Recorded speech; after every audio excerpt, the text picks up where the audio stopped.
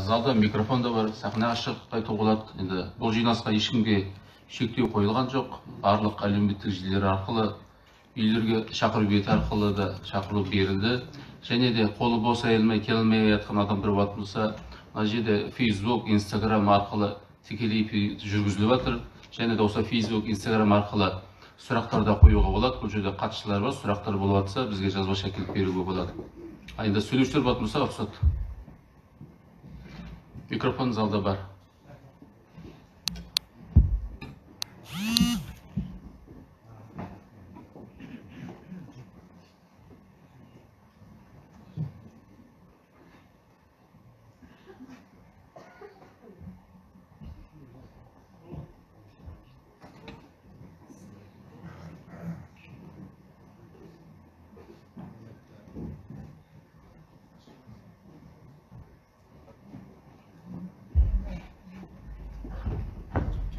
Құрметті ауылымыздың ауданы әкімі Полымбек Нарсимұлының аппаратының қатысуы бойынша ауылымызға қош келдіңіздер.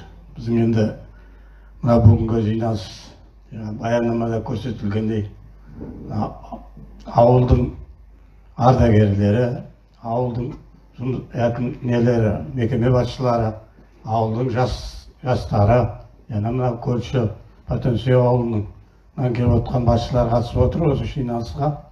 Яғни енді ауыл әкімі Дидардың баяндамасында бәрі көрсетілді, жұмыс істелген екен.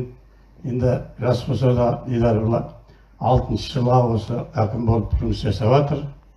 Меніңше жұмысы жаман емес сияқты, бірақ әркімге әртүрлі болады қазір енді.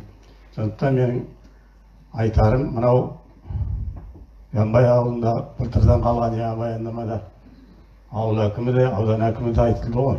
Көрсетілген мынау асфальтымыз бір сойып бітті, келесі жолға қалды енді. Мынау жазда біздің каналымыздың суы бітіп қалып, осыған да талай еңбек сіңірді ауыл әкімі. Яғни мына көп жылдан бері қарай жыр болып жүрген көшесі беті қосылды жаңа. Екі кісінің де баяндамасында көрсетті бұл әңгімелерді. Жұмыс жасап жатыр, қатырек әлінше жұмыс жасап жатыр. Менің мынау айтарым аудан әкімі Полымбек ініме, бізде медицина саласы жаңа айтылды ғой, өздеріңізде де. Медицина саласында жастар тұрақтамай тұр ғой. Екі врач келді, екеуіне де осы қаржылай да ауылдың және үйлерінде бәрінде тауып берді, бірақ тұрақтамайды. Соны бір тұрақтандырып, Алла қарай осы халық көзінше халыққа керек болып тұр. Және оның машинасы да нашар. Машинасы жүрмейді. Анда-санда жүреді, жүрмейді. Кейбір адамдар босануға баратын адамдар бар, үлкен кісілер бар, басқа да тосынан ауыратын кісілер бар. Машина жетпейді, машина жүрмегесін өзінің үйлеріндегі машинамен апарып қатынасып тұр. Соған көмектессеңіз деймін енді. Және енді ауылда жұмыс жасалып жатыр енді. Мына мәдениет үйіміз бар, ауруханамыз бар.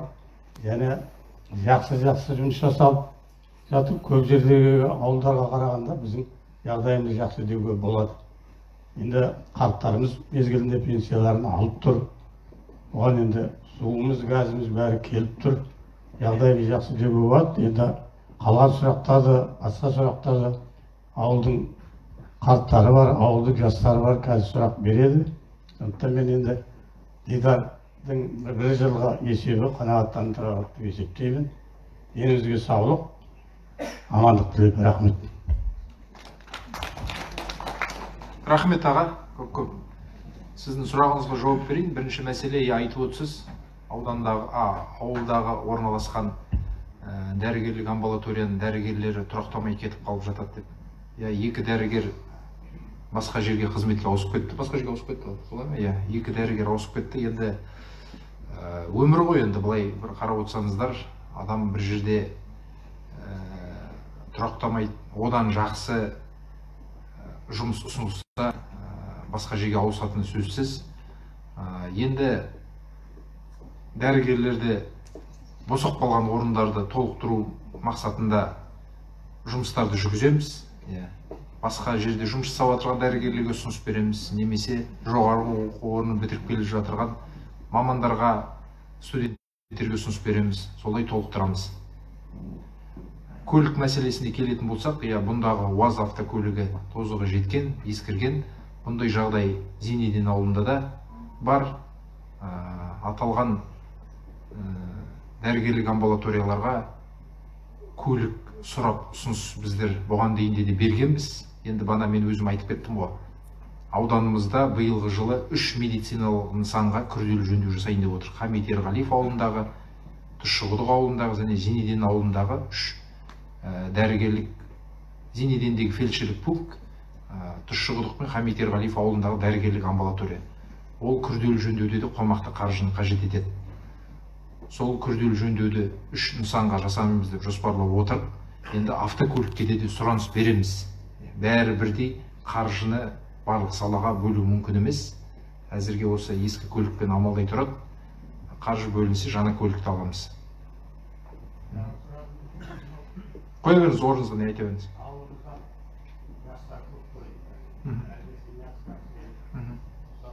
Жастарына көбі қалаға көшеді. Осы жастарға көмектессеңіз деймін, қандай жағдай болады алға қарай. Мына енді бәрі де осы жүргесін бұрын енді қашып балық аулаумен болды. Қазір ол тоқтады. Сондықтан енді осы жастарға жұмыс жөнінде көмектессеңіз деп ойлаймын. Түсіндім сұрағыңызға, рахмет. Дұрыс айтасыз, енді жастарға жұмыс керек. Енді жасыратын ештемесі жоқ. Аудан көлемінде орналасқан мекемеде жұмыс жасап отырған азаматтар жұмысынан кетпей ол орын босамайды. Енді белгілі бір себеп болмай ешкім жұмыс орнын босатпайды. Сондықтан біздер жастарға жұмыс орнын ашуды тек қана жаңадан кәсіпкерлік нысан ашу арқылы, я болмаса басқа да жобаларды жүзеге асыру тек қана жұмыс орнын ашуға мүмкіндік болады бізде. Енді өткен жылы Жанбай ауылында құрылысы салынып аяқталған дене шынықтыру кешеніне де 10 адам жұмысқа кірді. Тағы бір сіздерге осы жерде айтарым, осыдан 4 жыл бұрын құрылысы ішін толықтай жабдықтаған мына жерде Шағала Атырау дейтін балық өндіріс кооперативі бар. Балық өндеу цехы. Бұл цех деген салынып, ішін толықтай құрал жабдықпен жабдықтады. Бірақ өз ісін бастау үшін балық аулайтын лимит таневой участок ала алмады, промысловый участок. Сол Шағала Атырау мекемесі өткен жылы желтоқсан айында аукционға қатысып, балық аулауға промысловый участокты алды. Бір участокты енді қазіргі уақытта балық аулауға лимит сұрауға өтініш беріп отыр. Сол лимитті алса, осы Шағала Атырау өз ісін бастап, осы ауылдың тұрғындарын жұмысқа алады деген үміттеміз. Мен ол Шағала Атыраудың басшысы Абдул Хасанмен сөйлестім, айттым, лимитті тездетіп алсан, осы ауылдың азаматтарын бірінші кезеңде жұмысқа алуымыз қажет деп. Енді басшысының өзінің айтуы бойынша 70-80 адамға дейін жұмыс орны ашылады деп отыр. Енді оның басын көпшілігі балықшылар болуы мүмкін, бірақ цехтың ішінде де жұмыс жасайтын жұмысшылар болады. Бұл постоянный. Бұл осы 4 жылға дейін балық аулайтын промысловый участок алмай жүрді. Жылда конкурске қатысады, я құжаттары дұрыс болмайды, я болмаса банаға бағадан тиісті бағаға жете алмайды. Сол алмай, сол кеше қатысып промысловый участокты алды. Бұл біз үшін жақсы жаңалық. Енді промысловый участкісі қазір бар. Оларға өздерінің берген өтінішіне сай балық аулауға лимит беріледі. Балық аулауға лимит берілгесін, анағы балық цехын іске қосуға толықтай негізі бар. Сол жерден жұмыс көзі ашылады деген үміттеміз. Бұл цехты мен жұмысқа келгеннен кейін толықтай аралап шықтым. Ішінде бірнеше бөлмелер бар. банағы алғашқы келгенде балықты сақтайтын бөлме, өңдейтін, аршитын, банағыдай түрлі банағы дайындайтын сондай цехтары бар, және жұмыс жасайтын жұмысшыларға жататын орнына дейін салынған бұл цехта. Тек банағы бір мәселеге байланысты жүзеге аспай отырды. Енді ол мәселесі шешілді.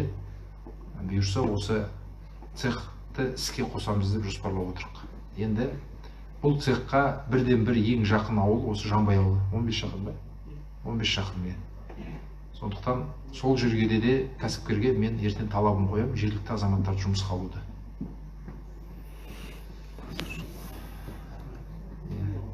Екінші сұрағым сол болды ғой, жастардың жұмыстығы. Қоя беріңіздер сұрақтарыңыз.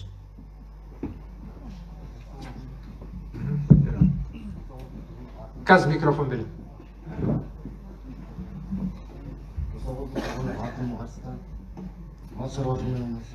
Мен айтайын деген канал жөнінде аз уақытта мына каналдарымыз мал ішетін мезгілде мына Манаш, Қызтуған каналдары құрттап шіріп кетеді. Енді көзіңізбен көрдіңіз, өздеріңіз де көріп жүрсіңіздер. Ішіндегі балығы қырылып қалады былтыр. Енді сол былтырғы құрғақшылықтың салдарынан, су жоқтың салдарынан біздің ауылымыздың өзімнің есебім бойынша 30-40% жылқысы өлді жаңағындай. Енді айдаған сулары канал жарып далаға шығып кетеді. Былтыр қыста біз ауылдың халқы болып жиналып, өзіміз ақша жинап, өз қолымызбен каналды бітедік енді. Бұл енді жылда осындай айтылады, жылда өзгеріс жоқ енді шындығы керек. Ауылдың әкімі көріп отқан болар енді. Сосын айтайын дегеніміз, шаруашылық құрғанымызға 10 жылдан асты мен. Енді үкіметтің бөліп жатқан субсидиясын біз ала алмаймыз осы шындығы керек. Біз сияқты мынандай шағын шаруашылықтар алу мүмкін емес. Басқа да жігіттер бар ала алмай жүрген. Соттағы айтатын мына енді біздің мына ауылымыздың айналасы кілең өлік топырақ қайнап кеткен. Мына жазды күндері не аузыңда жел тұрса, не көзіңде салмайсың. Сондай осы сұраққа жауап берсеңіз. Түсіндім, сұрағыңызға жауап берейін. Канал мәселесіне байланысты мен бана өзім арнайы тоқталып айтып кеттім. Жылда айтылып жүр, жылда айтылғанда, жылда жөндейміз деп айтылып келе жатырған шығар. Ол қай-қайда айтылып келе жатырған, айтып жүрген азамат оны жөндеуге жұмыстанған шығар. Бірақ мен тағы да айтамын сіздерге, құрметті тұрғындар, каналды жөндеу үшін алдымен біз құжатын жасауымыз керек. Жобалық сметалық құжаттама дейтін болады, мемлекеттік сараптаманы өтеді. Ол екі құжат болмай, қанша ақшам болса да күрделі жөндеуге кірісе алмайсың. Енді қазір енді айтып отырмын ғой, жобалық сметалық құжаттама жасақталып жатыр. Жобалық сметалық құжаттаманы жасақтап отырған мердігер мекемені мен өткен осыдан алдыңғы аптада өзім кабинетімнен қабылдадым, сұрадым, ыждағаттап тездетіп бітіруді. Сол құжаттары тездетіп бітіп, мемлекеттік сараптамадан өтсе, қаржы бөлсек. Енді Манаш котлованына да, Қызтуған котловандарына да, каналдарына судың жетпеуін өзіңіз жақсы білесіздер. Каналдың арналары тайызданып, су келу деңгейі төмендеді. Бұл мына жерден 5 шақырым жерден алынып отырған су емес, Тонау Махамбет ауданынан жайықтан құйылатын, насос арқылы құйылатын каналға сөйтіп келіп отырған су. Сондықтан, жермен теңесіп, екі жағында балының кетіп қалған жерлер көп. Су сәл артық жүрсе, сыртына шығып кетеді. Банағы шлюздеріміз тиісті уақытта жапқанда су ұстамай қалады, оның бәрі сол ескіріп тозуға байланысты. Осы жұмыстарды жүзеге асыру үшін банаға құжаттаманы жасақтап жатыр. Енді сәл шыдаймыз, күтеміз. Оны қалай айтқанда да қазір біздерге бана құжаттар дайындалмай, ешкім оны бізге жөндеп бермейді. Құжаттар дайындалғаннан кейін де қаржы бөлу ол екінші мәселе. Ол проекті толықтай күрделі жөндеуден өту миллиардтың үстіне шығатын жоба. Біліп отырмын мен, жобасы құны арзан болмайтын. Сондықтан ең әуелі құжатын жасап алайық, сосын қаржы бөлу мәселесіне қозғаймыз. Бірден ондай қаржы бөлінбегенмен 2 бөліп, 3 бөліп бөлігі мүмкіндік болады. Осы келесі айда ауданымызға Қазақстан Республикасының парламент мәжіліс депутаттары және облыс әкімінің ауыл шаруашылық мәселесі жөнінде Қайрат Исқабылұлының келуде жоспарлары бар. Келесі аптада, келесі айда. Ол азаматтар келгенде де мен бұл мәселені қозғаймын, айтам, жеткіземін. Ал енді дауылды күндері шаң көтеріліп, топырақ көз аштырмайтын жағдайға дейін жететін, оны мен жақсы анық білем. Өткен жылы Наурызға жұмысқа келгеннен бері кездесіп жатырмын. Бұл жағдай тек біздің ауданда емес, бұл жағдай Атырау қаласында да орын алып тұр.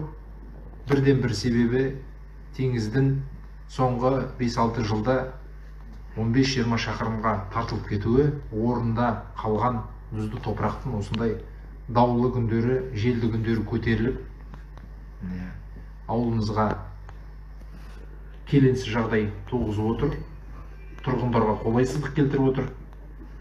Бұл аудан әкімдігінің қолынан келеді, менің күшімнен келмейді, оның бәрін толықтай жасау.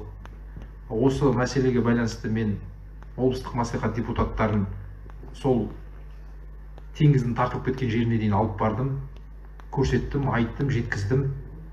Және облыстық табиғи ресурстар, табиғатты пайдалануды реттеу басқармасы бар.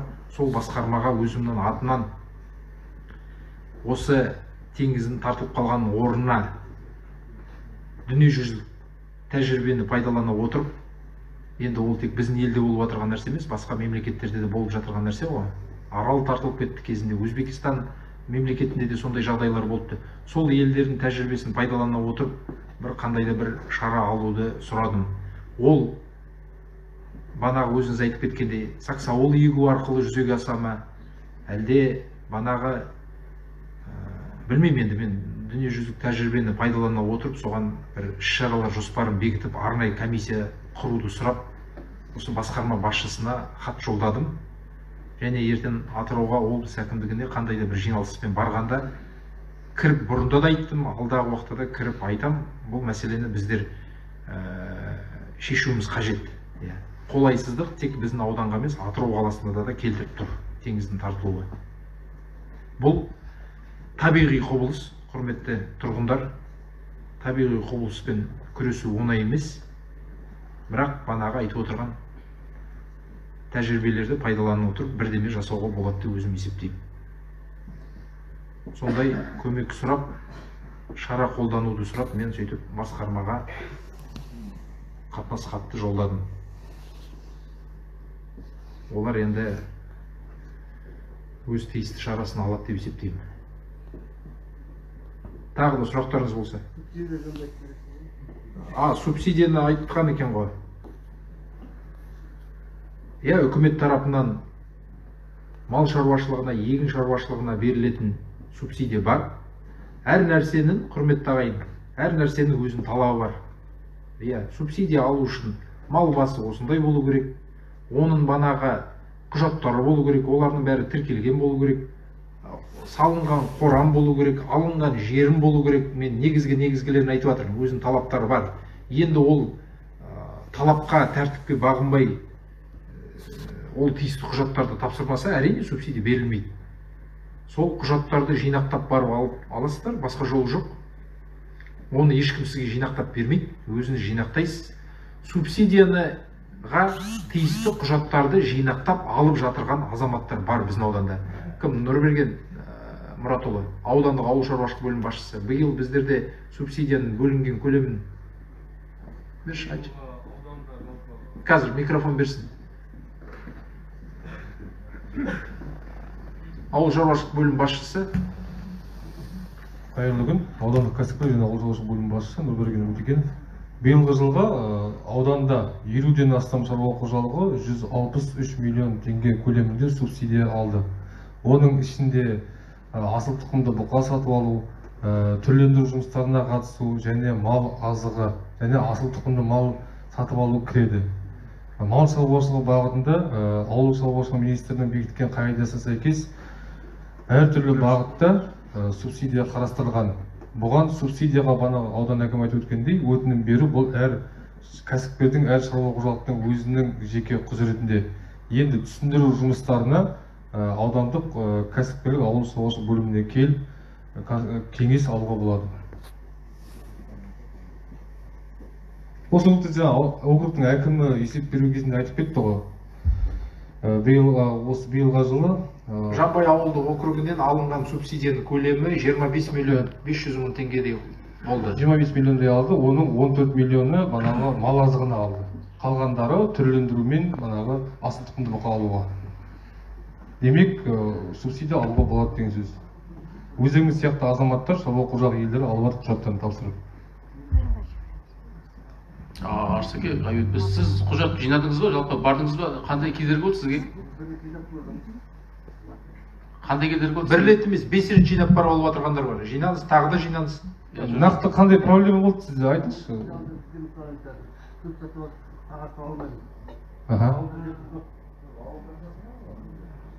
Ал былай келсек, есіміңіз кім? Арыстан? Иә.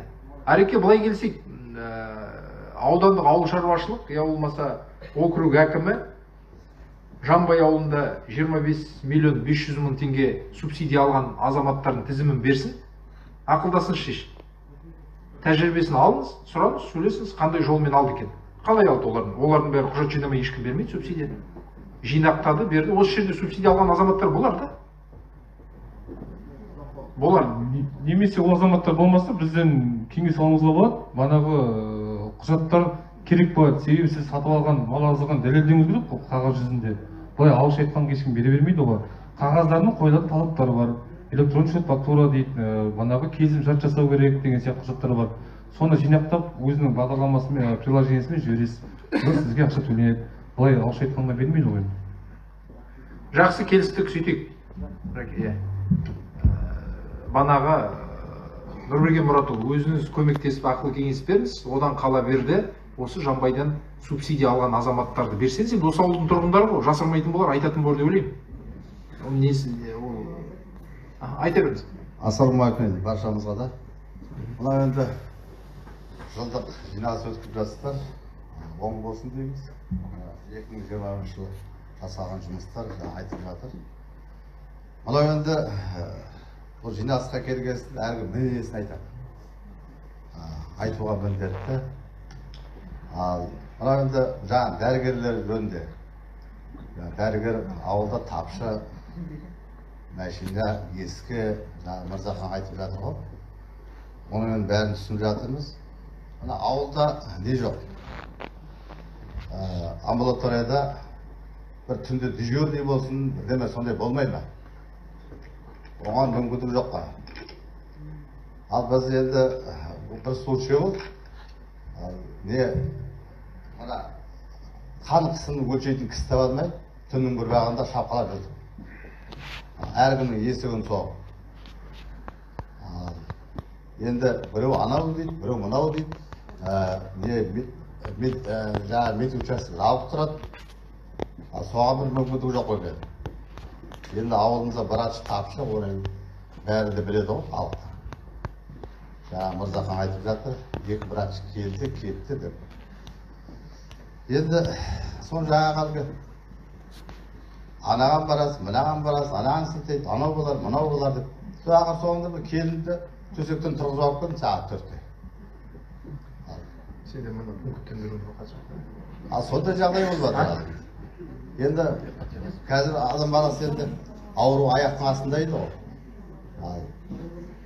Жақсы, сұрағыңызға түсіндім. Осы мәселе ме? Осы мәселе. Ерқат Ерғазиев дейтін азамат қатысып отыр. Сұраққа жауап беріңізші. Жамбай дәрігер амбулаториясында 10 шақты қызметкер атқарады. Басынан бастап айтыңыз, дұрыстап. Жамбай дәрігер амбулаториясында медбикелер қызмет атқарады осында көбінде. Біздер енді уақыттарымыз сағат 6-ға дейін.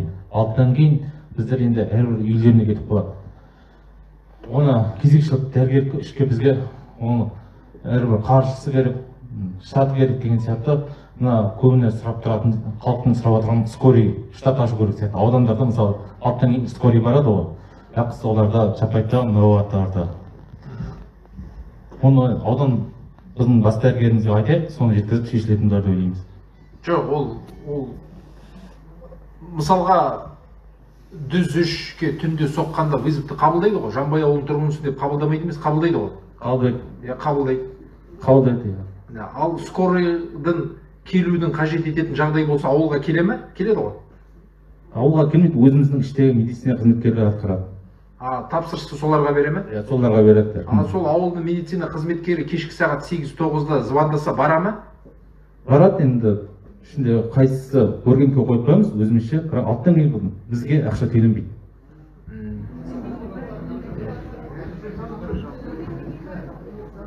Жақсы, ол мәселені зерделеп қарармыз. Біріншіден, енді екіншіден мен бірден айтайын, ол түнде дежурство қою мүмкін емес, қойылмайды да, ол қазір сіздердікі дәрігерлік амбулатория ғой.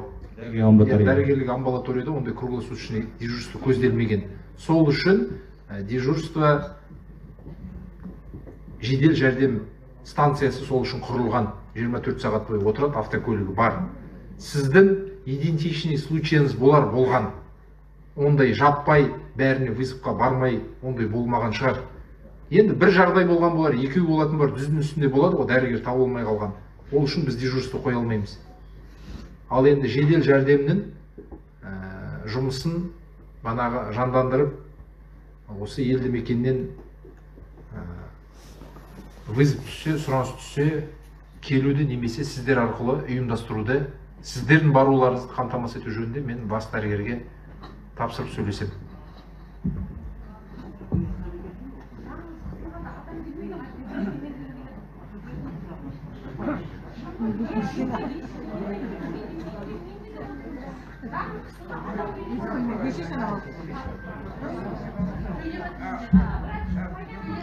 Мен бір кішкене ұсыныс жасап кетейік, кішкене ерсі болар еді, сонда да не болмас, сонда қайырлы күн ауыл тұрғындары, келіп отырған ауыл қонақтары, мына қолымды тастаған. Рахмат, жақсы жасап өстіңіздер. Енді ол дежурство қойылмаса, ең болғанда скорыйға 2 шөпір алуға бола ма мысалы? Скорыйға 2 шөпір алуға бола ма? Скорыйға 2 шөпір. Ол дежурство қоймай қой, үйде жатсын. Мысалы мен 2 айдың ішінде 2 случай болды менде. Бір ағайыным қайттық, 2 рет шақырттық түн ішінде. Жоқ, келмейді біз. Медик жаңа кіші медсестер соғды, барам дейді, көлік тап дейді.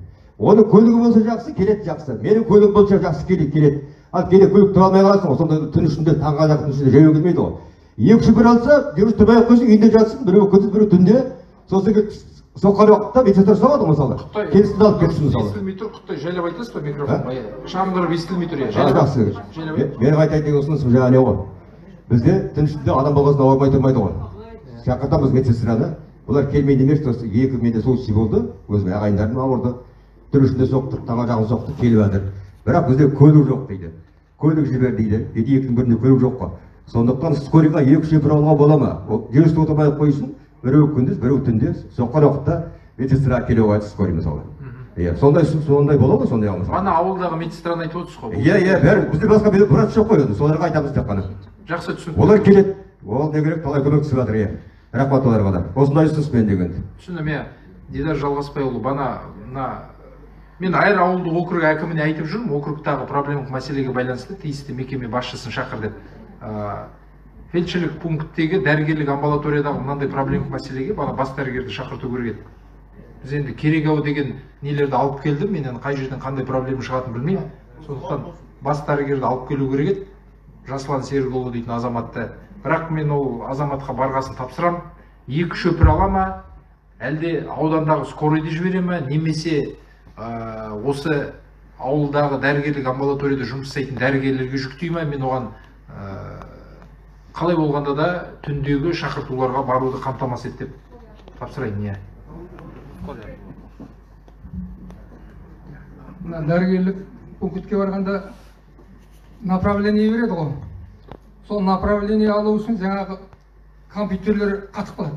Мен әңгіме дәрігерлік болып кеткесін, дәрігерлер жөнінде аяқтап тастайын. Оны жаңағы направление 1 сағат отырасың, жаңағы бір уақытта барып шығады, бір үлкен проблема ол. Ал енді осы заманда анау компьютерден бе, әлде басқа бір қайда мұнда дәрігерлік амбулаторияда ма компьютер қатып қалады? Осында. Жауап беріңізші, кім? Сіз үстіңіздегі киімді шешіп мінжеге келіңізші. Ауылдың тұрғыны ұқсап, сіз дейтінді аудандағы бір мекемені басқарып отырсыз ғой. Сол ана несі көйту керек қой, Мына жерге келіңіз, сізді көрсін, сіз таный ма ауыл тұрғындары? Жоқ, Берқаттың жұмысында біздің ешқандай неміз жоқ. Жоқ, енді сіздің сұрағыңызға жауап беру керек. Компьютер не үшін қатып қалады, мен қалай айтамын? Айтсын Берқат, кел, айтыңызшы Берқат, айтшы, компьютер неге қатып қалды? Сосын айтып кетейін енді. Мына бас дәрігер дейтін ол жағдай жасамаса бұл жерге өмірде келмейді. Ана жақта миллиондық ақша табады. Оны енді жаңағыдай зарплатын көтеріп, жағдайын жасау керек. Одан басқа ол келмейді. Сондықтан біздерге бас дәрігер керек енді мынау Аққыстауға бару дейтін оңай ма? Ауырып жатқан кісіге. Аққыстауға барып қаралу керек мысалы. Біздерде қазір Берқат бас дәрігер дейтін бұның ішінде ондай лауазым жоқ қой. Старший, да? Старший сіз ғой. Екі ауылға бір... Нарыннан келіп жүр екенсіз ғой. Екі ауылға бір дәрігер болды. Нарын мен Жанбайға ортасында кім? Маған жауап беріңізші микрофонға. Компьютерге не болып тұрған? Бер жағынан келіңіз, бер жағынан. Бұл кісі анда, мынаға жауап беремін. Мына тұрғын сұрағына жауап беріңіз. Біздердегі амбулаторияның ішіндегі интернеттің желісі нашарлау, Дамомедпен біздер жұмыс жасаймыз ғой. Сол себептен жаңағы қандай программа? Дамомедпен. Дамомед. Дамомедпен жұмыс жасаймыз. Оның интернеттің желісі кішкене нашарлау болады, кішкене қалыптаға кішкене қиындау болып тұрады, кезекке күтіліп қалады енді. Ал тек қана интернеттің күшіне байланысты ма? Интернеттің күшіне байланысты. Оны аудандық бас дәрігерге айттыңыздар ма? Интернеттің желісінің күшін көбейтуге болады. Ауылда интернеттің желісі жақсы емес пе? Былтырғы жылы осы мәселе айтылды. Ана компьютерден көріп, біз Зұлқашев Болат деген азаматпен новый компьютер қасына модеммен сатып алып бергенбіз. Бірақ ол айналғанда бұл компьютерден емес, связьдің өзінің базының жай жасауына болып шықты ғой, да? Енді оны біздер интернет желісін, я болмаса базаны жақсартуға жұмыстанайық енді жасалатын нәрсе ғой. Максимович, осы облыстық энергетика басқармасы арқылы айдар білесіз ғой, да? Жерін алып, оптикалық линия кабель тарту үшін мына асфальт жағалып, соны жерін алып құжаттарын жасақтап жатыр, жалпы осының связін жақсарту үшін негізі. Осы бір-екі жылда облыстық энергетика басқармасы арқылы жасалып жатыр.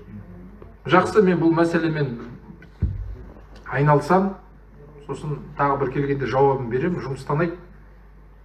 Тап сол связьдің байланысын жақсартуға тиісті шараларды алайық.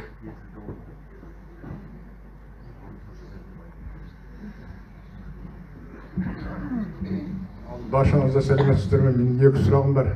Бірінші сұрағым, ауылішілік жазғы су арнасы. Осы мәселе әрбір жиналыс сайын көтеріледі, жылда аяқсыз қалады. Осы мәселе шешіле ме деген сұрағым. Екінші сұрағым, бірнеше жылдан бері қуаңшылыққа байланысты біздің мына Қатқыл өңірінде шөп жоқ. Нарын менен Қатқылдың арасында жиектеде жаңбырдың қардың болмауына байланысты шөп жоқ. Мына шаруаларға осы малды өрісте жаю мәселесі өте қиындап тұр. Нарын құбында баяғыда 45-50 мың қойыстыған заводын совхоздың шопандардың отырған жердің бәрі шағылдың жоқтығына байланысты құдық жоқ болып кетті. Қылтиған шағылдан құдықта қазсаңыз 5 күннен кейін тұзға айналып кетеді. Тұщы судың көзі жоқ. Ал соны мына Нарын құбынан сол тұщы су іздейтін бір экспедиция шығарып сондай бір құдықтың көздерін тауып беруге мүмкіндік бола ма дейтін сұрақ. Осы сұраққа жауап берсеңіз. Түсінемін, сұрағыңызға рахмет. Жазғы су желісі бойынша бізде ауданда 4 елді мекенге жазғы су желісін жүргізуге жобалық сметалық құжаттама дайын. Соның ішінде осы Жанбай ауылының ішіндегі бар. Бірақ құрметті ауыл тұрғындар, мен бұл жазғы су желісін жүргізуге бюджеттік өтінім беріп отырған жоқпын. Себебі жазғы су желісін тартып келгенде оның су алатын жері қай жері болады? Оның су алатын жері осы канал болады. Каналға үлкен насос қойылады. Желі, жазғы су желісі барлық үйге тартылады. Тартылғаннан кейін каналдан ғана үлкен насоспен су алғанда каналдың деңгейі өте төмендеп кетеді. Ол жазғы су желісін жүргізгеннен кейін біз енді тұрғындарға суды пайдаланбаңдар, кранты ашпаңдар деп айта алмаймыз ғой, жасалғасын салу керек. Мен өзімнің жоспарымда екі нәрсе біткеннен кейін жазғы су желісін жүргізуге болады деп есептеймін. Біріншіден, Нарын каналы күрделі жөндеуден толық өткеннен кейін, яғни су келу деңгейі жақсарғаннан кейін, екіншіден Атырау-Астрахань тас жолының құрылысы аяқталғаннан кейін. Атырау-Астрахань тас жолының құрылысы деп неге айтып отырмын? Атырау-Астрахань тас жолының құрылысы жүріп жатырғанда айналма жол жасалады. Ертең қазір алып отырған жоқ. Бұйырса наурыз айынан бастап айналма жолға су шашу үшін каналдарымыздан су ала бастайды. Тек қана мына үшінші лотты жасап отырған, бірінші өзі Атырау-Астрахань тас жолы 6 лотқа бөлініп тұр да, 6 бөлікке. Атырау қаласынан шыққанда бірінші 32 километр Ақжол компаниясы, содан кейін 47 километр түріктердің компаниясы, сосын қайтадан 60 километр Ақжол компаниясы сөйтіп бөлініп кеткен. Сол мына үшінші лотты жасап отырған 60 километрді Ақжол компаниясының басшысынан мен сұрадым, қандай автокөлік бар, қандай деңгейде су аласың деп. Сонда маған ол кісінің жауап бергені, жаз мезгілінде 20 тонналық 9 автокөлік бар, күніне 4 рейс су алам деді. Сонда каналдан тек қана бір күнде 740 тонна су алып кетеді екен. Ал енді ол керек жоба. Республикалық маңызы бар тас жол. Ол аяқталу керек. Ол өзім үшін салынып отырған жол. Бұлай барса Астрахань, бұлай барса Атырау қаласы. Сондықтан жоба аяқталу керек деп есептеймін. Себебі олардың тарапынан каналдан су алу жұмысы тоқтамаса, бұл каналдың жағдайы. Жаз мезгілінде бана айтып кетті, Манаш котлованына және Қызтуған котловандарына судың тиісті деңгейде бармаудың бірден бір себебі сол. Ол тек қана үшінші лот жолды салып отырған, үшінші лоттың алып отырған бір күнде 740 тонна су. Одан басқа екінші лот бар, бірінші лот бар. Олардың бәрі де айналмалы жолға су шашып жатыр. Солай ғой, бәрі де шашып жатыр ғой. Жаз мезгілінде апталап ыстықта ана суды шашып кеткеннен кейін ол 15 минутқа жетпей кеуіп қалып жатыр. Оның үстіне еще қосымша автокөліктер жүріп жатыр. Сондықтан осы екі жоба қолымызда бар, ауылшылық су желісін жүргізу. Бірақ осы екі жоба аяқталу керек. Нарын каналына су келу жағдайы жақсару керек. Және Атырау-Астрахань тас жолының құрылысы аяқталып, айналмалы жолға су шашу. Екі жобанда да енді жолды бана айтып кеттім, өздерінің жоспары бойынша 22-міз 23-дің аяғында аяқтаймыз деп отыр. Ол енді тапсырыс беруші Қазавтожол мекеменің айтып отырғаны. Содан кейін барып бұны жүзеге асыруға болады. Қазіргі таңда оны жүргізіп қойып, сіздерге су алмаңдар деп тыйым салып қойған ол дұрыс болмайтын сияқты. Енді шөп мәселесін айтып отырсыз. Нарын құмынан тұщы судың көзін іздеу мақсатында біздер Сабуров Едігей дейтін ағамызбен менің өзімнің орынбасарымды, ауыл шаруашылық бөлім басшысын Нұрберген азамат және осы ауданда Зұлқашев Болат қой да. Болатты сол ағамызға өткен жылы жібердім. Ол қыркүйек айларында деймін да. Қазанда ма? Қазан айында Сабуров Едіге ағамыз жер асты суларды зерделеумен айналысады. Бұл жерде бізге бір өзіне бастап жасап көрем деген кәсіпкер керек болды. Зұлқашев Болат дейтін кәсіпкерге ұсындық, ол бас тартқан жоқ, барды, сөйлесіп келісімге келді ғой. Банағы жер астын суын зерделеп, бана тұщы су шығаруына сондай келісім болды екеуінің ортасында. Яғни ана кісіні зерделеп беру үшін шығатын шығымдарын банағы айтып отырған Болат мырза өзіне алады, бірақ өзінің банағы Айбас өңіріне қарай кетіп бара жатқанда шаруашылығы бар, сол жерде өзінің жеріне жасайды. Енді яғни өз үшін жасайды бір жағынан банағы соны зерделеп көру бойынша. Нұрберген Мұратұлы, сіз бірге бардыңыз ғой, сонда қандай әңгіме болды сол? Жалпы Атырау облысында осы гидрогеолог ағамыз Сабуров Едігемен жер асты суы бойынша ақпарат алдық, ол кісімен кездесіп. Ол кісінің ақпаратына сәйкес Исатай ауданында Нарын құмы өңірінде осы жерден 200 км жерде Құсқонбас, Орал облысымен шектесетін жерден Терге дейінгі аралықта жер асты су қоры бар, бірақ тұщы су көзі жоқ деді. Себебі зерттеу нәтижесі солай. Бұл жақын арада болған ол кісінің зерттеу нәтижесінің қорытындысы. Жер асты суы ащы, және біздер табиғи ресурстар басқармасынан арнайы ресми жауабын алдық.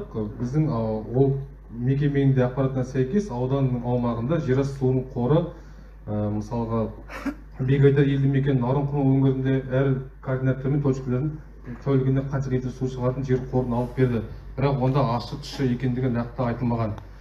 Мына Едіге ағамыздың айтуы бойынша Исатай ауданының аумағында жерасты суының тұшы жер аз, тек қана мына шағыл орналасқан жерлерде ғана бар.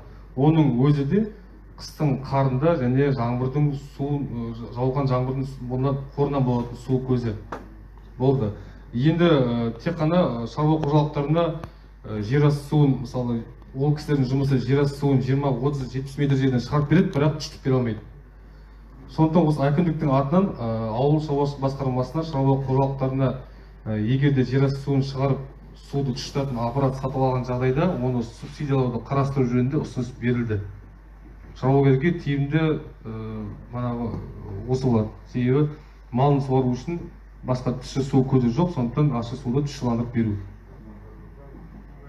Ондай аппарат бар, сосын үкімет тарапынан субсидияны 50%-ға дейін бе? Бұрын болды, қазір жоқ. Бұрын 80%-ға дейін болған, қазір алынып қалған, соны қайттан қосуға ұсыныс берілді сіздің қолыңызбен, жібердік облысқа. Егер де мақұлдап қосатын болса, алдағы уақытта сондай ғана шешімі бар. Біздің қолымыздан келеді. Бұл енді жылма-жыл су көзі тапшы болып жатыр, ешкімге жасырын емес. Жайықтың өздеріңіз көріп отырсыздар, жылма-жыл тартылып келе жатыр.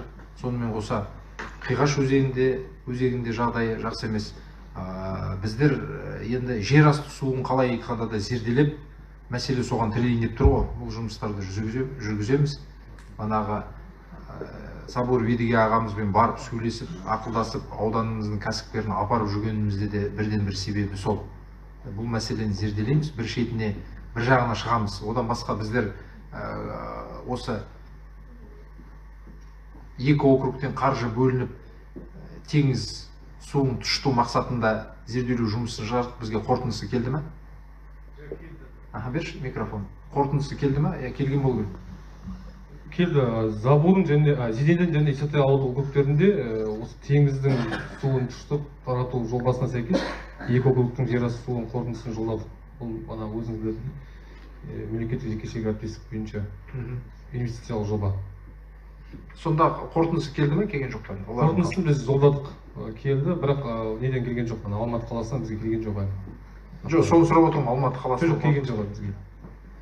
Түсінікті. Тағы да сұрақтарыңыз бола ма?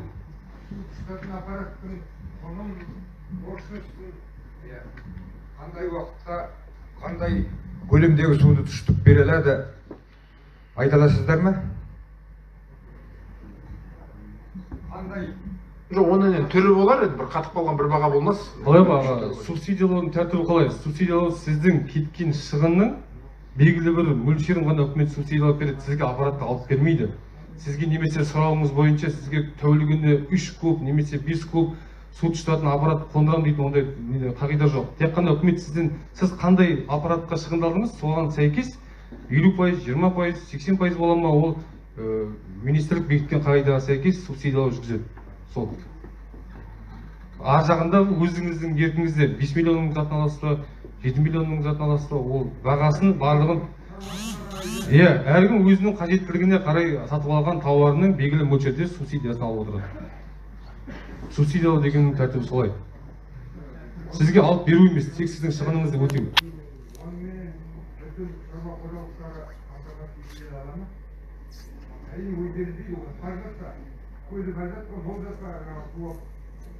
Енді айтып отырмын, тұщытатын аппарат бұл әр шаруашылық өзіне қажетті манағы су көзін іздеп тапқаннан кейін, мысалы сіз манағы Сабуров Едіге ағаларымыз сияқты. Жоқ, Нұрберген, сондай аппарат бар ма деп тұр ғой, бар ғой ондай? Аппарат бар ондай, иә.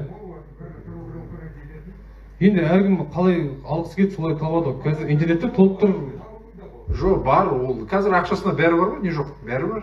Оны қарапайым фильтр аппарат болып тұрған. Фильтр аппарат сияқты болып тұр ғой. Теңіздің суында тұщытатын қазір жоба жүріп жатыр. Оның қасында жоқ, бізге соны субсидирование сұрап тұрық қой біздер.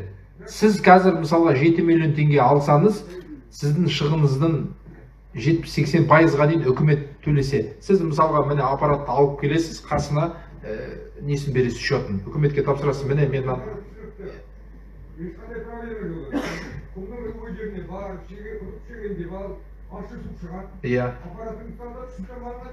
болды, иә, солай.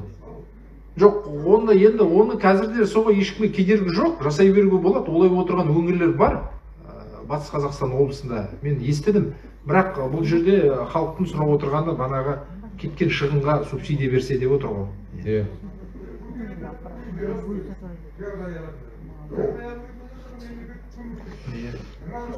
Мына өздеріңіз білесіздер, 5-6 жылдан бері телефон соғып өздері келеді, дұрыс па? Үйде келіп тұрған ауыз судың астына келіп фильтр қондырып береді ғой. Сол сияқты, сондай услуг сияқты ғой. Фильтрін қондырып, суыңды тазартып береді келіп отырған крандагы суды. Банағы фильтрді 6 айда бір рет ауыстырып тұрады деген сияқты. Негізінде ондай суды тұтататын аппаратты кез келген шаруа қожалығы әкеліп орнатып пайдалануына болады. Бірақ енді осы ауданда біздің кеше сол кішкене мүмкіндігі бар, қаржысы бар деп сол кімге бастап берсе, сосын соны шаруа қожалықтар көрсе, ары қарай істейме деген ой ғой. Анаға Зұлқаш болатын болса. Иә, ол енді оған электроэнергиясы керек, оған біріншіден күннен алатын, күн сәулесінен алатын батарейка, екінші жолы банаға генератор ғой. Енді ол қалай, қайсысы тиімді, қалай жүзеге асатынын қазір айта алмаймын, бірақ тоқ бар жерлер бар, мүмкін тоқ бар жерлер бастап жасап көрер. Бар ғой шаруа қожалықтар тоғы тартылып тұрған. Иә. Тоғы жүргізілмеген шалғай өңірлерде бұрынғы осыдан бір жыл жарым бұрын білесіздер, аудан көлемінде 100-ден астам шаруа қожалық соны алды, күн панельдерін қондырды. Күн панелі, генератор бар, үйіне банағы несін светін барлығын қосып, құдыққа насосын пайдаланып, сондай жеңілдік болған. Сол сияқты бұны да біз қосса деп. Ол күнге де ертең осыдан бір 20 жыл бұрын өздеріңіз білесіздер, әр шаруа қожалықтың үйінде солнечный панель тұр дегенде біртүрлі ол бір не сияқты болды, дұрыс па? Қазір Айбас өңіріне шықтым, қай шаруа қожалықтың үйіне бармасам да банағы солнечный панель тұр. Содан кейін бұрын шаруа қожалықта ешқандай байланыс болған жоқ. Қазір қай шаруа қожалықтың үйіне бармасам да, мына Айбас өңірінде бәрінің үйінде Wi-Fi. Дұрыс па? Сол сияқты ертең күндерінде сол әр шаруа қожалықта өзінің тұтататын аппараты болатын күнге де жетеміз. Әлі де просто зерделенбей жатыр, қолданылмай жатыр.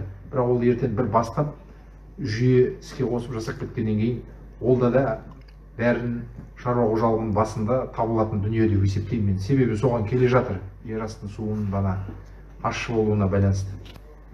Соған байланысты біз банаға мүмкіндігі бар кәсіпкерге сұрап жүргенбіз, бастаны шеш деп, жасап көрін шеш деп жүргенбіз. Болады деген азаматқа.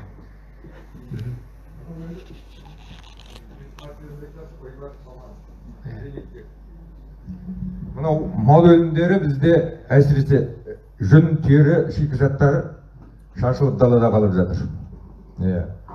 Жұмыссыздық елде азайта алмай келе жатырмыз. Ол азайма тап осылай кешіріңіздер, бейтарап қалыпта жүрсек, ештеңе жасамай ол азаймайды. Жаңа неден көріп отырмыз ғой, жылына біздің ауылымызда 24 адам өмірден кетіп, 80 адам дүниеге келіп жатыр. Мына өсімменен, біздің мына жұмысқа орналастыру қарқынымызбенен, біз мына өмірдің деңгейіне, ненің дамуына ілесе алмаймыз. Алтыдан жұмысқа орналастырамыз, 80 бала дүниеге келеді. Соны жылдан жылға жұмыссыздық көбейе береді былай қарағанда. Сол үшін мен жаңағы өзіміздің қолда бар нәрсемізді өңдейтін өндіріс орындарын ашуға қандай көмек бар, басшылық керек. Сіздер жаңағы мына ақшасын беріп жатыр, ауыл шаруашылығының қоры бар, басқа да қорлар бар, көмектесіп жатыр, өзің жаса дейміз. Негізі қадағалау да керек. Ақшасын алды ма, шаруа қожалығын құрды ма, 3 жыл, 5 жыл, отдача қайда? Сосын жаңағы біздің жеріміздегі әсіресе ауыл шаруашылығы ғой, күнелтіште сонымен, мал шаруашылығымен нақты дерек бар ма бізде осы қанша уақ мал? қанша ірі қара бар. Әр нәрсенің де өзінің бір заңдылығы бар. Жұмыста жоқ ата-анаға 10 баласын асырай алмайды, қалай еткенде 5-6 баланы да асырай алмайды. Сол сияқты жер анада өзінің пропускной способності бар. Қанша мал болу керек мынау жерде. Әсіресе мына елді мекеннің айналасында, Жамбайдың, Тұщықұдықтың, Қамысқаланың болмаса Исатай менен ненің Забурының, Зейнеден ауылының. Бәрі судың аздығынан сол елді мекеннің айналасында жайылады. Үйір түйеміз де, сиырымыз да, қойымыз да, жылқымыз да бәрі де сонда. Сондықтан жаңа жігіттер айтып жатыр ғой, көкшаң, экология. Экология оны өзімізге жасап отырмыз. Малдың бәрін еріп қойдық. Кешегі совхоз заманында да 40-50 мың қойы бар, басқа малын санамағанда, жеке меншікті қайтпағанда. Ту анау қыр бойының 24 үштаған бәрі біздің малымыздың жайылымы болды ғой. Ал қазір соны Аққыстаудың, Жамбайдың, Исатайдың басына еріп қойып отырмыз. Су жетпейді дейміз, мал өліп жатыр дейміз. Оған мысалы өзіміз кінәліміз. Жаңағыдай мүмкіндіктер болса, суды тұштып беру. Болмаса, бас екі тұрбадан су арнасын, құм өңірін жағалай, анау қиғашқа дейін жіберіп, бір жағын қиғаштан да суландырып, бір жағын нарыннан қосып суландырсақ, осы әңгіме болып жүр. Сізбен кездескен сайын әңгіме болып жүр. Бұл енді биыл келешек дейтін нәрсе емес. Жалпы біз әлгі 30 жыл, 50 жыл деп бағдарлама жасамаған менен бір 5 жылға жасауымызға болады ғой жоспар. Осы мәселе айтайын деген. Әлден қолға ала берсе, биыл келешек ол 1 жылдың, 2 жылдың нәрсесі емес. 5 жылдық планның нәрсесі. Сонымен қатар енді басқа жұмыстар, мен осы жерден айта берейін, анда барғанда да мен тек жауырынды көріп тұрғанды айып етпеңіздер, ағайындар. Түсіп шығып жүреміз бе? Мынау көп нәрсе жасалып жатыр. 1 жылда сіз келгенде 1 жылға жақындап қалған екен дейді. Көптен осы ауылдың әкімі ашы тұшыны бірге көріп келе жатырмыз. Бар мүмкіндікше жұмыс жасап келе жатыр. Сіздердің де тізгіндеріңіз бар, шолғырларыңыз бар. Шабатын жерге жаңағы бәрі заңдылық қабылдатпа, өзі нені жасап алу керек деп тұрсыз. Ол документтер өту керек, ұлсат керек деген сияқты. Қолдарыңызда тұрған ештеңе жоқ. Бірақ 1 жылдық жұмысы қанағаттанарлық деп есептейміз. Бірақ осы қай округке барып жиналысы өтсе де идеология мәселесі айтылмайды. Кеше қаңтардағы жағдай біздің идеологияның нөл екенін көрсетіп отыр. Ұлттық идеологиямыз бар, мемлекеттік идеологиямыз бар, діни идеологиямыз, мен мешіт салып былтырдан бері. Кеше бейбіт шеруге шықты халық. Біз де ішіндеміз. Қолдаймыз сол халықты. Бірақ артық кетіп қалып жатқан жерлеріміз бар. Жолаушыларға кедергі жасадық, жолын байладық. Оны мен Әбеке қазір сөз соңында айтқым келіп отыр. Мен сұрағымды айтып алайын. Осы ненің кесірі? Осы біздегі идеологияның нашарлығының белгісі, сауатсыздығымыздың белгісі. Болмаса, мынау жоғары сатыдағы биліктегі тәртіптің жоқтығының мезгілі. Облыс әкімінің қолтығының астында отырып, Қаменовалар әлі бірақ соттың шешімі шыққан жоқ қой. Бірақ жел тұрмаса, шөптің басы қимылдамайды дейді. Соны жасағанда басқа кісіні алдамайды. Ол күні кешегі біздің депутатымыз, халықтың қалаулысы. Сояқтан келді. Болмаса жаңа қарап отырыңыз. Бекболат Тілеухан бүкіл сайлаушыларды жерге қаратып, қолды бір сермеп, қанжығада сені бір көрейін депутаттық креслода шықты да жүре берді. Міне солардың кесірі халықтың әбден наразылығын туғызып, сондай жағдайға апарды. Бірақ қан төгістің болғаны біздің идеологияның жоқтығы ағайын. Мен солай түсінемін. Сіз қалай айтатыныңызды өзіңіз білесіз ғой. Рахмат тыңдағандарыңызға. Жақсы. Рахмет, ұсыныс білдіріп жатсыз, айтып жатсыз жастардың жұмыссыздық мәселесі деп. Негізінде жасайым деген азаматқа жұмыс бар деп есептеймін. Жұмыс болмаса да үкімет тарапынан кәсіпкерлікті қолдау мақсатында түрлі бағдарламалармен көмек беріліп жатыр. Бана айтып кеттім, 2021 жылы 47 жобаға 253 миллион теңге ақша берілді. Зейнеден ауылында бір азамат, ат жөні кім? Кәсіпкерлік бөлімінен Зейнеден ауылында азамат 7,5 миллион үкіметтен несие алып, DAF маркалы ұзын рефрижератор автокөлігін сатып алып. Солай ғой? Қай жерде? Исатайда, Атамекен арқылы алды. Ал кімнен кем? Ертең ол банағы рефрижератор жүк автокөлігімен бір семьясын қалай солай асырайды. Сондай сияқты міне 147 жобаға 253 миллион теңге қаржылай қолдау берілді өткен жылы. Бұл қаржылай қолдау қоры биылда да жалғасын табатын болады. Одан басқа қайтарымсыз 55 адамға грант берілді. Өткен жылы бұл гранттың, қайтарымсыз гранттың бағасы 583 мың теңге болса, биылғы жылы бұл 1,200,000-ге дейін көтеріліп жатыр. Солай ғой? 1,200,000-ге дейін көтеріліп жатыр. Ал өз ісін кәсібін бастайым деген азаматтарға мүмкіндік жасалып жатыр. Оны пайдаланып отырған жастарымыз бар, азаматтарымыз. Ал ғана мен баяндамамның соңында айтқым келіп отыр еді. Құрметті тұрғындар, жылдың басында келеңсіз жағдай болды. Халық өзінің мәселесін, мұң-мұқтажын айтты, түсінем.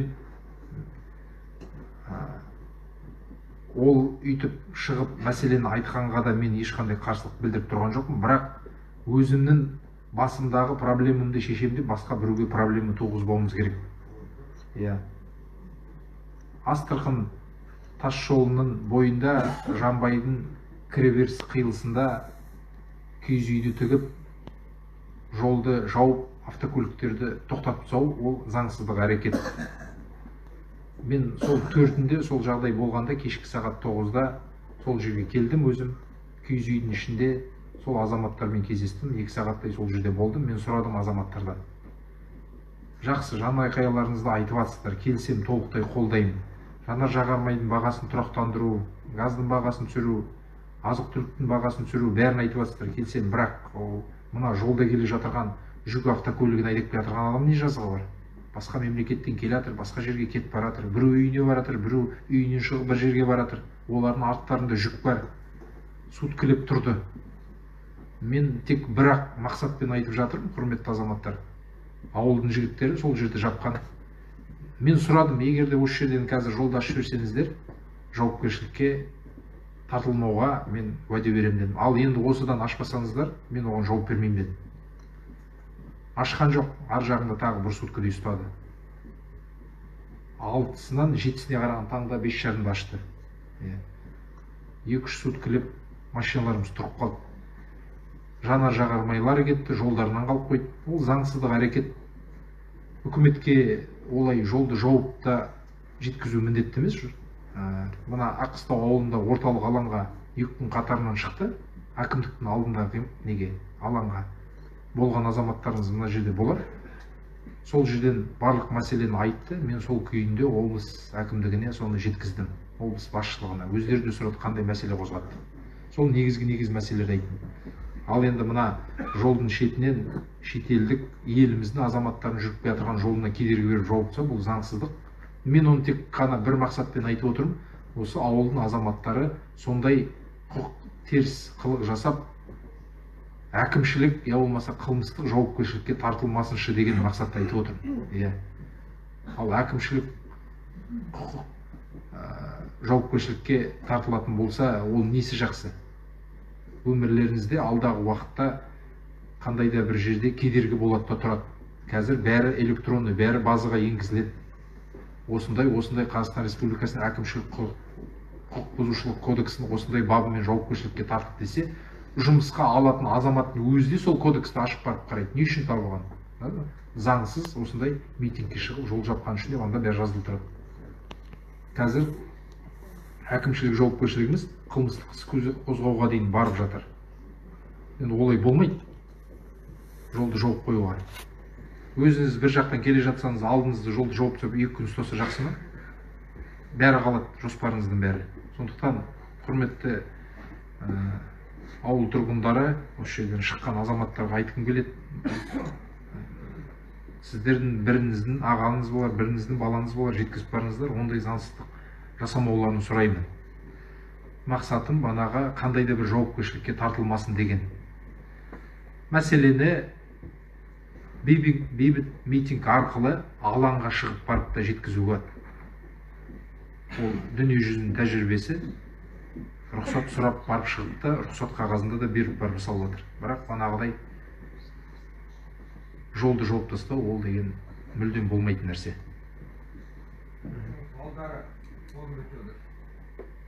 Салдары неде? Себебі неде? Саяси сауатсыздық. Сол емес. Өзімізді ғана ойлаймыз. Мен ана кісіні тоқтатып қойып, өзімнің талабымды орындатуым керек. Сол айтып отырған өзінің проблемасын шешу үшін басқа бір адамға проблема туындатып қойып отыр ғой. Идеология жөнінде не үшін айтып отырмын? Жоқ бізде идеология. Болашақ балалар солай бола береді деп. Ана мирный шерімізді алматыда басқа жерде бұзақылардың алып кетуі қолдарынан жүр. Өкінішке орай сондай жағдай болып қалды. Енді түсіндіру жұмыстарын жүргізуден кем емеспіз, айтып жатыр. Енді оның бәрін бірдей әкімдіктен көре беруге болмайды. Өйстіп азаматтардың сондай жасаған әр адамның өзінің сана сезімінде болу керек деп есептеймін. Енді ол енді келе жатырған автокөлікті жолдан тоқтатып ұстап отыру үшін жоғарғы оқу білім бітіріп қажет жоқ. Ол жерде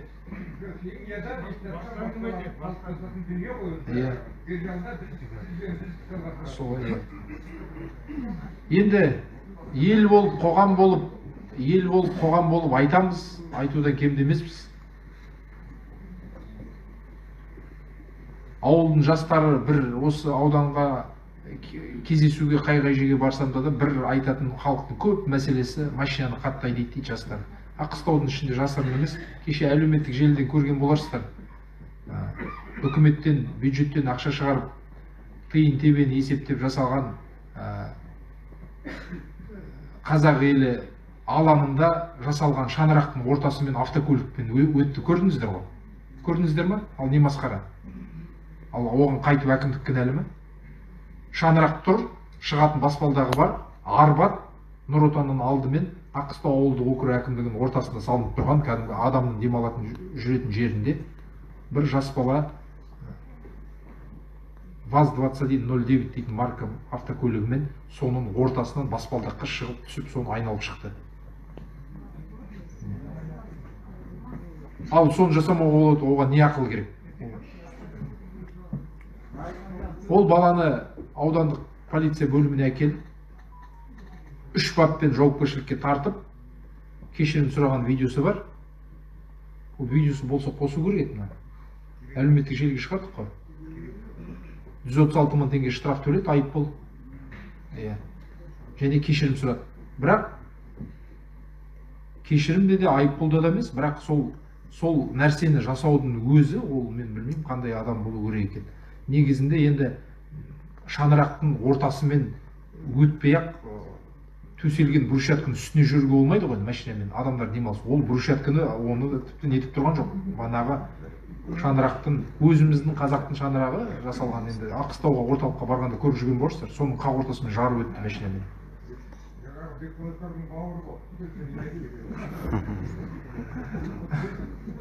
Білмедім мен, кімнің бауыры екен?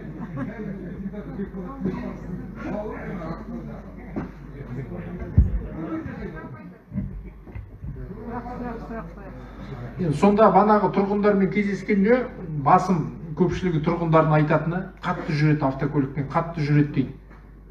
Мен айтамын, енді қатты келіп жүріп жатырған, сол автокөлікпен жүріп жатырған Астраханнан келіп, Ақтөбеден келіп, Атыраумен келіп жүріп жатырған жоқ қой, сол ауылдың ішімен. Сол ауылдың ішімен жүріп жатырған өзіміздің балдарымыз.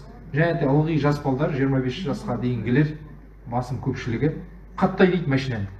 Ал қазір өздеріңіз білесіздер, 4-5 жылдан бері министрдің приказына байланысты ауыл ішінде 60-тан артық жылдамдықты асыру болмайды. Министрдің приказына байланысты, ішкі істер министрлігінің бұйрығына байланысты радар ұстауды ауылдың ішінен алып тастады.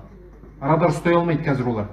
Полицияның басшысы айтады, мен машинаның 60 емес 120 мен өтіп кеткенін көрем дейді, бірақ мен дым жасай алмаймын оған. Менде не жоқ дейді, радардың қорытындысы жоқ дейді. Тек қана баланы тоқтатам, айналайын, сен қатты жүрме деп ескертем де жіберем дейді. Ал аудандық полиция бөліміне алып кетіп түсінік жұмысын жүргізейін десең, онда ата-анасынан ек құлаш арыз жазады дейді, баламыз аңыз полиция бөліміне алып кетті деп. Жоқ, болмайды. Ол ондай маған тұрғандардың бәрі кездескенде айтады, лежачий. Жоқ, ол мен ол баланың басындағы санасын неге мен оны лежачиймен тоқтатамын? Лежачий полицейский бір жерге төсеудің өзі 300 мың теңге көлемінде. Ол біріншіден асфальтты бүлдіреді, екіншіден лежачий полицейский әлеуметтік нысанның тұсында орнатылады. Яғни міне Үбі Батыр көшесі ме, мектеп тұрма, сол мектепке бала барады екі жақтан қойылу керек. Ол мен қай жерге бармасам да лежачий. Қалай біз асфальттың бәрі лежачий полицейскийін толтырып қоюға? Ал енді аудан әкімдігінің алдындағы көшеде лежачий полицейскийдің бір емес, екеуі тұр. Ол тұр екен деп қарап отырғанда да жоқ. Кәдімгі ана жерден 80-90 мен өтіп кетіп отырғандар бар.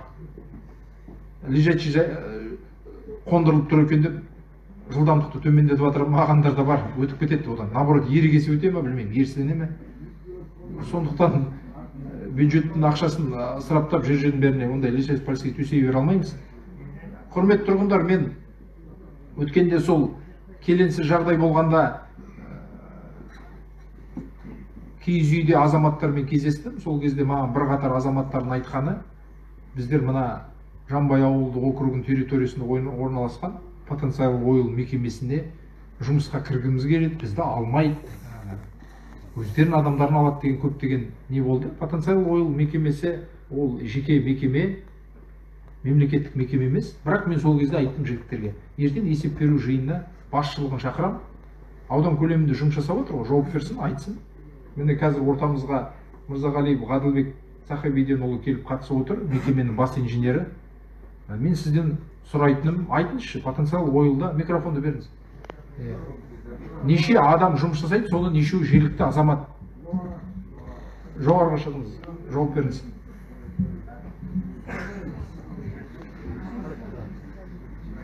Өзіңізді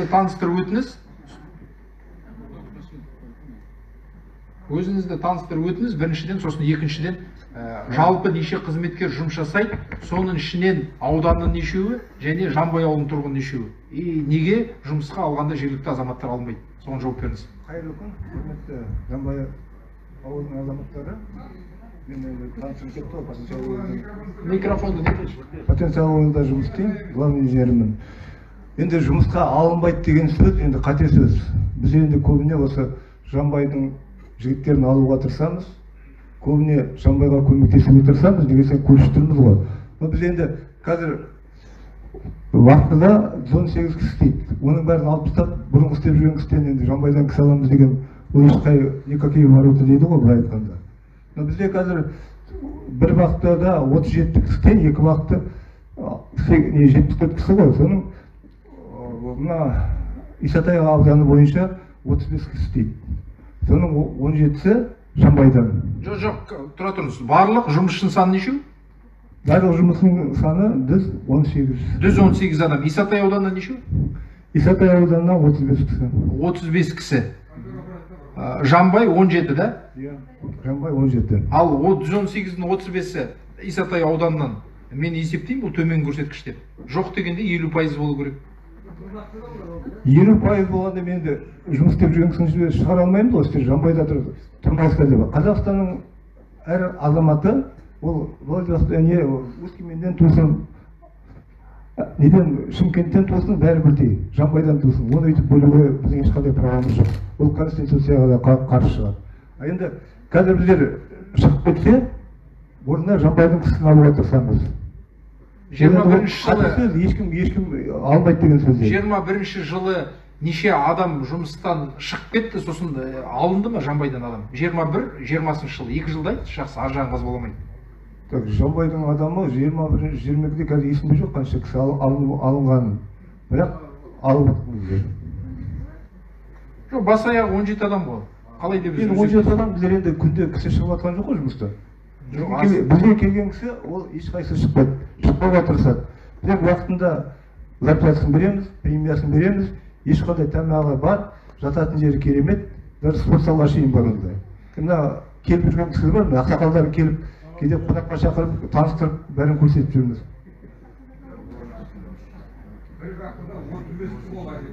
Жоқ, жалпы жұмыс жасайтын 18 адам дейді, жалпы. Жалпысын алайықшы, вақтысын алмай. Жоқ, ол атырауда бар, бізде вақтыға... Вақтыда неше, бізде территорияда жұмыс жасайды? Территориясында 35 кісі, бір вақтыда. Бір вақтыда. Бір вақтыда 35, екі вақтыда 70 па? 70 кісі, екі вақтыда. 70 кісі. 70-тің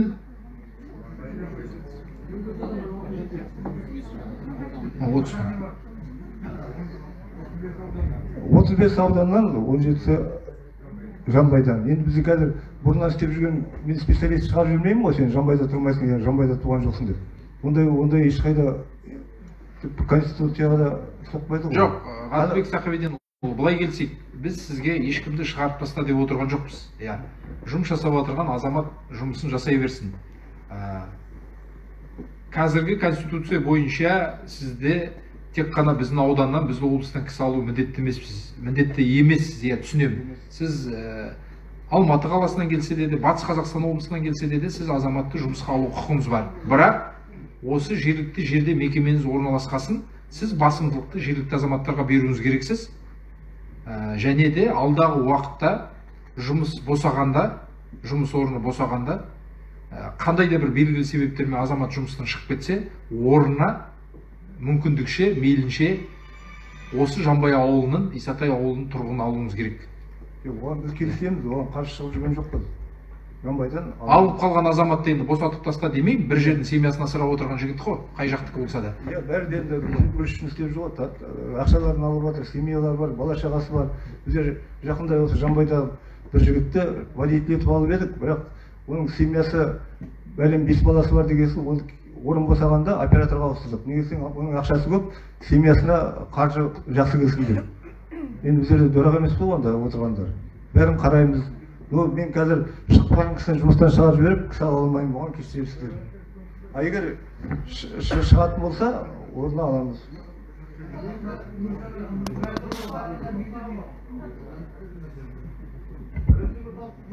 Қалай ету керек? Ол кім шығып, кім кіріп жатқан біз білмейміз потенциалда. Кімге айтамыз? Кімге, біз ешкімге уәде бере алмаймыз. Рюдемесін тапсырады. Келген аламыз рюдемені. Біздер және ол кісі алғанда біздер бұл жерден өзіміз ала алмаймыз, оны Москваға жіберіп, біздер енді мен Москваға апара алмаймын оны. Енді мен барып Жанбайдың кісісі деп сізде шауып барып ала алмаймын ғой. Кім рюдеме береді, аламыз. Жақсы. Қалай, Ғаділбек Сақибеденұлы, сіздегі кадр қызметіне жіберуге бола ма резюмен? Болады. Резюме болады. Микрофон бере қойыншы.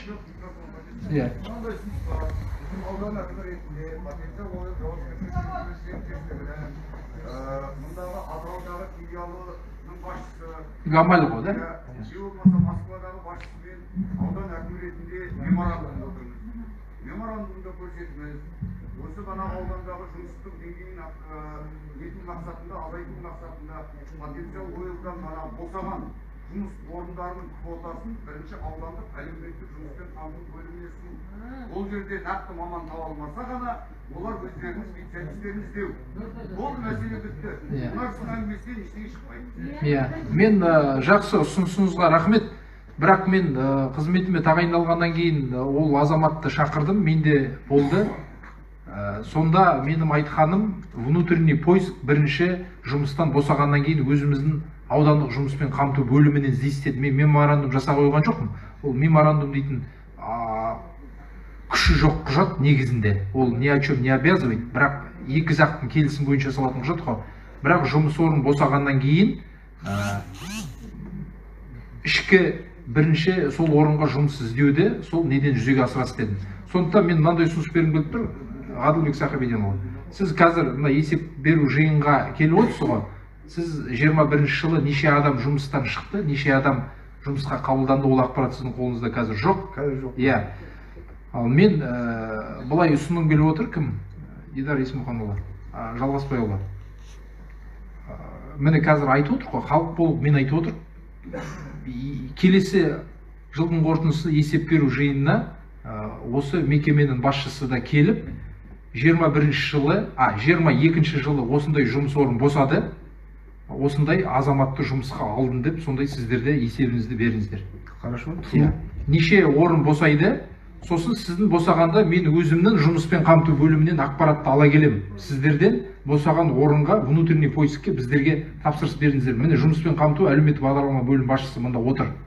Аслан Мұратұлы. Мекеме жұмыс орын босағанда сұранысты келістік қой. Сіздерге береді, ал егер де жұмыс орны босап, сұраныс бермеген болса, онда значит ауданның ішінде ішкі іздеу, внутренний поиск болмаған деген сөз. Енді қарап отырық, жасап отырық, жергілікті азаматты алып отырық деп отырсыз ғой. Бірақ мен сол кезде кешкілікті келіп төртінде азаматтармен кездескенде, оның да алдында осы мәдениет үйін шарбағында кездескенде маған жастар, осы ауылдың азаматтар, тұрғындар айтып жүрді. Біздер ол мекемеге кіре алмаймыз деп. Жасап отырған азамат жасай береді, ал орын босаса, осы жергілікті жерден жұмысты алуды бірінші кезеңде аудандық жұмыспен қамту бөлімі арқылы жүзеге асырасыз. Келістік қой? Келістік. Сосын есеп беру жиынында бізге айтып келесіз. 2022 жылы 5 адам жұмыстан босады. Енді болады ғой, түрлі жағдаймен босайды, көшіп кетеді, зейнеткерлікке шығады. Сосын сол 5 адамның аудандық жұмыспен қамту бөліміне жібердік. Әңгімелесудің нәтижесінен біреуін алдық, екеуін алдық, үшеуін алдық. Алмасаңыз не себептен алмағанын айтасыздар. Сөйтіп сіздерде аудан көлемінде, округтың көлемінде, мен сіздерге аудан әкімдігіне есеп беру жиынына кел демеймін, бірақ осы округтың есеп беру жиынына алдағы есептен беріп бастап қатысасыздар. Иә. Хат жіберіп біз осы жиынға шақырттық қой сіздерді. Келесі жиынға маған сондай мәліметпен дайын болып келесіздер. Қазіргі бекітіліп отырған ереже бойынша біздер қазір халық алдында бір жылда бір рет емес, жаңадан ереже бекітіліп жатыр. Бір жылда 2 рет беру мүмкінбіз. Ал екінші рет мен жарты жылдықтың қорытындысымен ертең беретін болса, онда соған шақырамыз. Сол аралықта қандай болды? Сізде сондықтан босаған орынға осы жердегі азаматтарды алуға жұмыстанады деп ойлаймын. Сұрағым бар еді, мына жұмыссыздық туралы. Қоя беріңіз. Ассалаумағалейкум, ауыл тұрғындары және аудан әкімі, ауыл әкімі. Енді менің есімім Қобланбат, осы ауылдың тұрғынымын. Мен сұрағым жұмыссыздық туралы. Біздер енді кезінде оқу бітіргеннен кейін әркім өз мамандығын таңдайды. Біреу мұғалім болғысы келеді, біреу дәрігер болғысы келеді. Әр жұмыстың ретін қарайды ауылда. Енді ауылымызда іргемізде толған мұнай, сондықтан бәрімізді мұнай саласында бітірдік. Енді мен өзім қазір мұнай саласында 10 жылдың үстінде жұмыс істеймін. Енді бүгінгі осы таңда осы ауылдың іргесінде жұмысқа кіре алмай жатырмыз. Бұрын болған Ембімұнайгазды бітіргенде, Ембімұнайгазда ауылдың үйімізде бір кісі жұмыс істеп, пенсия шықса, соның орнына кіретін болған. Қазір оны алып тастады енді. Қазір ондай жоқ. Қазіргі енді мен өз басым енді тәжірибем бар, жұмыс жасап жатырмын. Бірақ менен кейінгі ауылдың тұрғындары, жас балдары мұнай саласын бітіргенде олар жұмысқа кіре алмай жүр. Ауылдағы бана потенциал ойл несінде бізде резюмені авангардта конечныйге қанша мәрет апарып тапсырдық. Енді оған ауылдың іргесі болғасы, үйдің іргесіне жұмысқа кіреміз келді. Қанша мәрет резюме апарамыз, бірақ біз ешқашан звондамайды. Менде опыт жоқ дейін десем, опыт та бар, бәрі де бар, бірақ ешқандай хабар жоқ олардан. Сол айтып отырған. Сондықтан мына бәлем береді резюме апарып тастадым дейді. Жаңа талап бар, не бар, потенциал бар, Ембімұнайгаз бар. Солардың бәрін Жанбайдың іргесіне кіріп тұр ғой. Сондықтан солардың Жанбайдың жас балдары мұнай саласын бітірді ме, соның практика жіберу керек, 2 жыл практика жасасын. Содан кейін бар, олар ары қарай өзі жұмысын білгеннен кейін алады ғой. Ал оқып келген бала не біледі, ұстап тұрбан не ұстап көрмегесін, насосты көрмегесін, олар жұмыс білмейді. Сіздің мамандығыңыз қандай? Жақсы түсіндім мәселеңізді. Сіздің мамандығыңыз қандай? Менің мамандығым мұнай газ құбырларын салу және пайдалану. Қазір теңіз кен орнында жұмыс жасап жатырмын, механик болып. Енді жұмыссыз азаматтарға аудандық жұмыссыздық бөліміне тіркелуді сұраймын. Себебі бұл мекемеге жұмыс орны босаса, мен аудандық жұмыспен қамту бөлімінен ішкі іздеуді, внутренний поискіні сонан іздеуді сұрап отырмын. Сондықтан сұраныс түссе, аудандық жұмыспен қамту бөліміне жіберіледі. Ал аудандық жұмыспен қамту бөлімі жұмыссыздықта тіркеу тұрған азаматтарды береді. Сол мен де айтып сол жас балдар, ауылдың жас балдарын оқыған балдар жаңадан мұнайды бітіріп келеді, олар енді практикаға кіру үшін потенциал алмайды, жаңа талап алмайды, солардың не беру керек, жұмысқа алу туралы, практикаға өту туралы, соларға бір өтініш беріп, соларға сондай не айтсаңыз. Жақсы түсінікті. Ғадылбек Сақыбеденұлы, сосын мен тағы сұрайын деген, біздерде мемлекеттік бағдарламалар бар. Соның ішінде жастар практикасы дейтін бар. 6 айға дейін үкімет тарапынан төленеді. Қателеспесем 62 000 теңге көлемінде. 6 айға дейін біз төлейміз. Сіздердің тек қана бір мекеменің келісімі керек. Жалақы бізден жүреді, сіздерде жүреді. Ол бір жағынан баланың тәжірибе жинау. Ал соған өндіріс шектінде айтып отырған сол. Ақша төлемейміз. Практикада жүргенде біздің елде ақша төлемейді, тамағын береміз, жататын орын береміз, үйретеміз. Практикада жүргенде. Жастар практика жоқ, практика дейтін былай. Оқу орнының практикасы болады, производственный, теоретический практика. Оны айтып тұрған жоқпын мен. Оқу орнынан жанынан жіберетінді. Біз қазір оқуды бітіріп келеді ғой, 4 жыл мамандығымен келген жас маманға біздер дипломмен ауылға бағдарламасымен жібере аламыз. Біз жұмыстыққа тіркейміз, мына институт бітіріп келген баланы тіркейміз, тіркегеннен кейін жастар практикасіне жібереміз. Жастар практикасіне дегенде 6 ай бойы біз төлейміз ақшасын, сіздер төлемейсіздер. Бірақ сіздерде банаға тиісті қызметкердің қасында жүреді, үйренеді. 6 ай дейтін біраз уақыт қой, үйренем деген балаға. Сондықтан кім Аслан, бізде ол программа бар. Жастар практикасына жіберуге, мұнай саласынан бітіріп келген жастарды мекемеге жіберуге жұмыстаныңыз. Предварительный келісім бар, аламыз деп отыр. Жалақы өзіміз береміз. Әңгіме жоқ.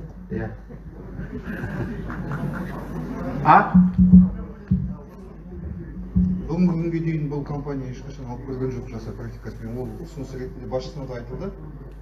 Бүгінгі дейін алып көрмегесін біліп отырмын ғой, мен алмағасын айтып отырмын ғой. Мен біліп отырмын алмай жүргендерін. Түрлі сылтау айтып. Біздер өндіріс, біз ол балаға жауап бермейміз, әртүрлі сылтау айтады. Ондықтан Ғадылбек Сақыбеденұлы олай болмайды. Ол үкіметтің бағдарламасы. Жастар практикасы. Мен Аслан ойлап тапқан емес. Ол үкіметтік бағдарлама. 6 айға дейін біз ақша төлейміз. Одан басқа бізде ана жыл жаңадан жоба қосылды. Первое рабочее место дейтін, бірінші жұмыс орны дейтін қосылды. Оны менде де институт бітіріп келген жас студент оқуды бітіріп келгеннен кейін оны біз 1 жылға дейін төлейміз бе? Мекеме тек келісім беріп алу керек. Сондықтан оны менде де жібереміз, жалақы төлемейсіздер, бірақ жұмыста жүреді. Енді манаға икемі бар бала болса, сол уақыттың ішінде үйреніп алады да, өзін көрсетеді ғой сіздерге. Ал икемі жоқ бала болса, әрине ол дейтін қанша ақша берсе де жасамайын десе жасамайды. Сондықтан осы 2 бағдарлама аясында сіздерге жібереміз. Келістік қой, мына жерде өзіңіздің келісіміңіз бар. Енді жібереміз дегенге әрине сіздің мекемеңізге шұбыртып бәленбай адам жібермейміз. Бірақ қарап осы Жанбай ауылынан мұнайшы оқуын бітіріп келген азаматтарға жұмыс табылмай жатса, осыған жіберейік. Келістік қой. Бар ол бағдарлама. Ол бағдарлама аудан көлемінде өндіріс мекемелері әртүрлі сылтау айтып алмайды. Мен мекеменің басшысын әдейі шақырып отырмын осы жерге.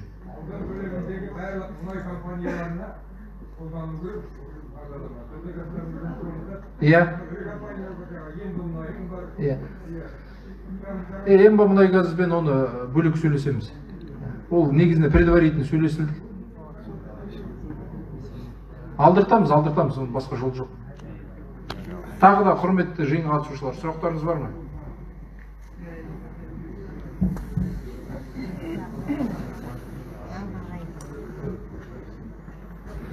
Ассалаумағалейкум ауыл тұрғындары және аудан атқамінерлері, аудан әкімі, село әкімі, бүгін кереметтей жақсы алқалы жиын болып жатыр. Құтты болсын, елдің игілігіне жасалып жатқан нәрселер. Мына ауылды көркейтіп жатыр ғой, оған келсеміз, бір жағынан, екінші жағынан өзіміздің тәрбиелігіміздің аздығынан талай заттар бөлініп қалып жатыр.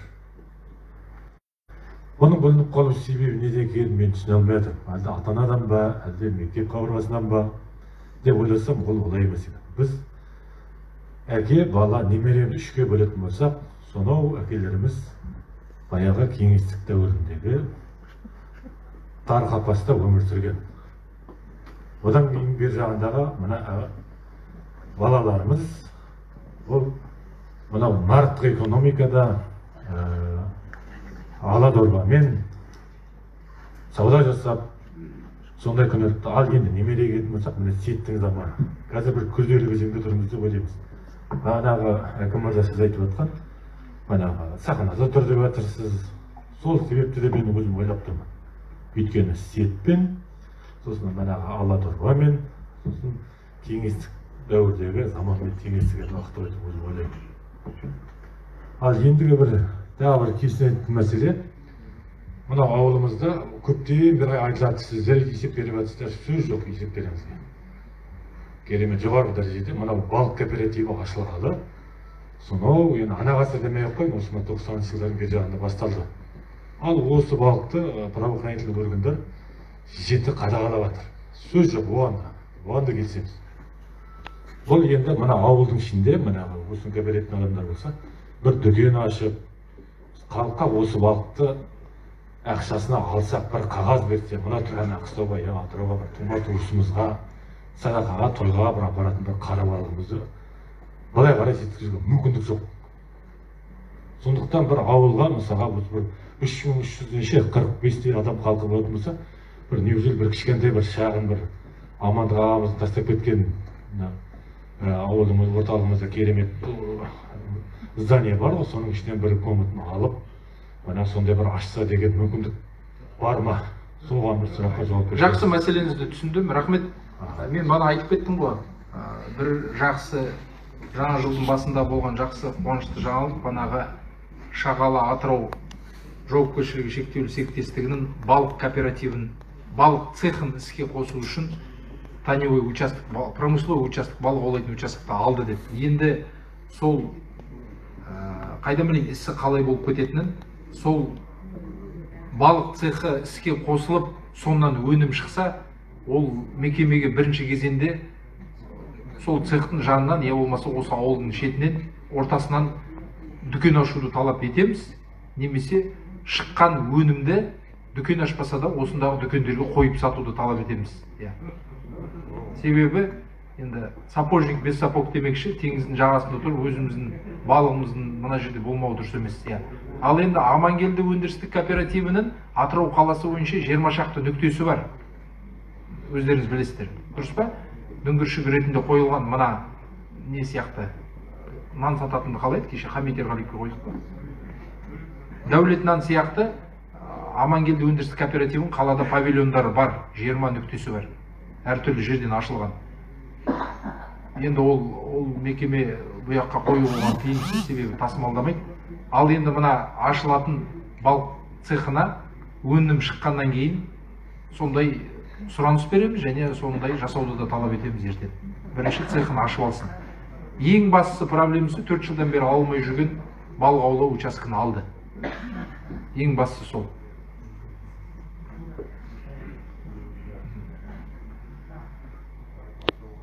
Сұрақтарыңыз бола ма? Аха, қоя беріңіз. Жақсы шығып айтыңыз.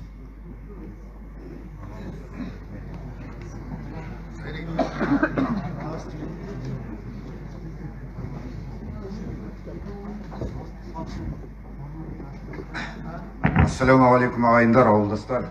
Енді аудан әкімі Олымбет Максимұлы, мынау бүгін ауылымыздың әкімінің бір жылғы ағымдағы жылы жасаған жұмысының есебін барша ел болып, үлкен кіші болып тыңдап жатырмыз. Жалпы ауыл әкімі деген мәселе кім бұл ауыл әкімі деген? Ауыл әкімі қазіргі заңға сәйкес бұл халықтың қалауымен сайланып қойылатын адам. Бірақ оның қолында да өзінің шектеулі билігі, өзінің бюджеттік бағдарламаларының көлемінде жұмысын атқаратын адам. Сондықтан кейбір мәселелерді бәрін тек ауылдың әкімінің мойнына міндеттей беру дұрыс емес деп мен санаймын. Бірақ ауылдың әкімі өзінің әрбір ауылының проблемасын, болашақта туындайтын проблемасын, оның шешу жолдарын аудан әкімдігіне құзырет жететін болса облыс әкімдіктеріне дер уақытында хабарлап, бұл мәселелердің түйінін тарқатып отыратын, интеллектуалды шаруашылық ұйымдастыратын адам болуға тиіс.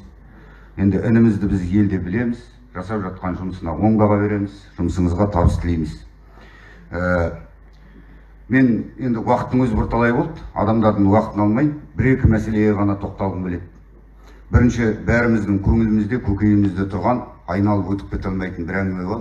Бұл күні кешегі болған, еліміздегі болған ахуал, қаңтар қырғыны деген тарихта өзінің парақта атын алды, осы мәселе жөнінде. Бұл жалпы менің осы ауылдың бана адамдарына әртүрлі сын айтылып жатыр. Біздің ауылымыздың тұрғындары жалпы мынау төңкеріс деген нәрсені мынандай анықтамасын беруші еді жоғарғы оқу орындарында. Төңкерісті аңғалдар мен отанын сүйетіндер, патриоттар жасайды, жауыздар жазалайды, аярлар қызығын көреді. Міне, бұл ғасырлар бойы беріліп келе жатқан анықтама, мен ойлап тапқан жоқпын. Әрине, 30 жыл бойы қоғамның, атқарушы биліктің, халықтың арасында қордаланған проблемалардың бір күнде жарылуы, бұл болуға тиіс құбылыс еді, бұл болды. Оны қолдап шыққан адамдарды біздер кінәлауға тиістеміз біз. Себебі өзінің өмір сүріп жатқан қоғамына өзінің көзқарасын білдіре алмаған адам бұл қоғамның бөлшегі бола алмайды. Соны түсінуіміз керек. Және бұл мәселенің әділ бағасын беру үшін біздер бір жақты болмауымыз керек. Мен кезінде 1988 жылы комсомол қатарына өткенде Еркінбек Қалидуллин дейтін Махамбетте комсомол ұйымының төрағасынан комсомол билетін алған кезде осы ауылдың, ауданның, қазір елдің банағы әңгімесін айтып жүрген азаматтың алыстағы Алматыда, жақындағы Жаңаөзенде нашақорлардың жасаған 86-дағы әңгімесі дейтін әңгімесін өз аузынан естіген мен. Мен бұлай памятым жаман емес. Мен ол кісіні әлде көріп тұрмын, бірақ аламын мен айтқан жоқпын. Сондықтан бір жақты болмау үшін бұл мәселені үшке бөлуіміз керек. Бірінші, шын ниетімен қоғамға жаны ашып, өзінің жанайқайын жеткізуге шыққан адамдар тобы. Бұлар шын отанын сүйетіндер, наразылар. Екінші, осы сәтті пайдаланып, нағыз ұлты қазақ болсын, өзге болсын, білмеймін, мен оның шаруам жоқ. Нағыз қаншерлік, террористік кім деп атағыңыз келеді, адамның санасына сыймайтын озғырлықты жасаған адамдар. Бұларды қорғаудың да қажеті жоқ. Екінші. Үшінші, бұл көтеріліске де, бұл іске де қатысы жоқ. Белгілі бір қонаққа, не болмаса дүкенге, аптекаға кетіп бере жатқан, банағы орысша айтқанда не в то месте, не в то время дей ма, сол уақытта қазаға ұшыраған, не болмаса жазаға ұшыраған адамдардың статусын анықтау. Міне осы үш статусты біз анықтап алатын болсақ, бұл мәселенің нағыз тарихи бағасын береміз. Ал күніге күнгі беріліп жатқан бағаға қоғамның да жалпы елдің де бұған айтылып жатқан әңгімеге көңілі толып отқан жоқ. Бірінші ойым. Екінші, біздің ауданымызға жаңа басшы келді. Бұл азаматпен мен Тонау Нақат ауданында бірге қызмет жасадым. Жұмыс тәжірибесіне, бұлай жалпы қарапайымдылық, азаматтық позициясына ешқандай әңгіме жоқ. Көптеген шаруаларды аудандық мәслихаттық корпусында 11 депутат болатын болсақ, осы кісімен көп сөзге келетін, принципиально көп мәселелерде банағы әңгіме айтатын адамның біреуі менмін. Бұның бәрі бірақ ортақ іс үшін. Бұлай жеке өмірімізде онда ешқандай нәрсе жоқ. Енді өткенде біздер Нарын каналы бойынша бұл кісімен сағаттап сөйлестік. Компромистерге бардық, көзқарастарымыз келіспеді. Бұл кісі көп нәрселерді ұйымдастырып жатыр, оны енді халыққа бәрін егжей-тегжейлі түсіндіріп атпаған шығар. Бұның проектісін банағы қазір демеушілер арқылы жасатып, банағы бұл каналдың банағы қаражатын шешу үшін банағы алғашқы құжаттарын жасап, оны рәсімдеп, содан кейін бар оның банағы миллиард үстінде қаражатын шешіп, оны банағы переходящий қылып бірнеше жылдарға бөлсек те істі бастау керек дегеннен кейін бір мәселеден біз тоқтап қалдық. Мен айтқаным, бұл құжатты жасалайын деп жатқан кезде неге біздер осыны банағы темір жолдан ары қарай өткізіп, жиек бойына біз шығаратын болсақ, біріншіден барлық мына Қатқылдың теңіз бетінің малы жиекке шығады. темір жолдағы жол қауіпсіздік ережесі толықтай сақталады. Екіншіден, ол жерге су барғаннан кейін ол жердің флорасы мен фаунасы өзгереді. Жергілікті тұрғындар малымен, үймен барып суды жағалап отырады. Мал өсу процесі, бағанағы жеке кәсіпкерліктің дамуы дейтін мәселелер нетеді. Үшіншіден, көкшаң болып жатқан мына ауылдың территориясы 1-2 жылда өзінің қалпына келеді. Бірақ бұл кісі маған мынандай жоспармен бөлісті. Мен сол жоспардың бұл кісінің тағы да қалыпты бойынша орындалуын бағанағы өзіміздің негізгі мақсатымызға қойып қоюымызды сұраймын. Бұл кісі маған аудандық бюджеттен осы каналды бастататын болсам, әрі қарай 13-тен әрі қарай созып кетуді, аудандық бюджеттен осының проектісін жасатып, облыстық бюджеттен қаржысын алсам да шешем, аман отырсам уәде беремін деп еді. Мен осы мәселені қайталап тағы халықтың көзінше Полымбек Максимович сізден үміт етемін. Сізге дейін бірнеше әкімдер болды, облыстың әкіміне дейін, облыстың әкімінің әлеуметтік даму бағдарламасында тек қана біздің ауылдың каналы емес, Атырау облысының болашағы жөнінде көптеген ұсыныс пікірлер айттым, бірақ ол тыңдалып та жатқан жоқ. Бірақ сізге тапсыратын бірақ қана мәселеміз, осы каналдың жиек бетіне қарай жеткізіп берсеңіз, сіз осы ауданның, осы бөлігінің әлеуметтік, экономикалық, кәсіпкерлік, жұмыссыздық, экологиялық мәселелерін бірақ қана каналмен шеше алатыныңызды тағы да қаперіңізге беремін. Енді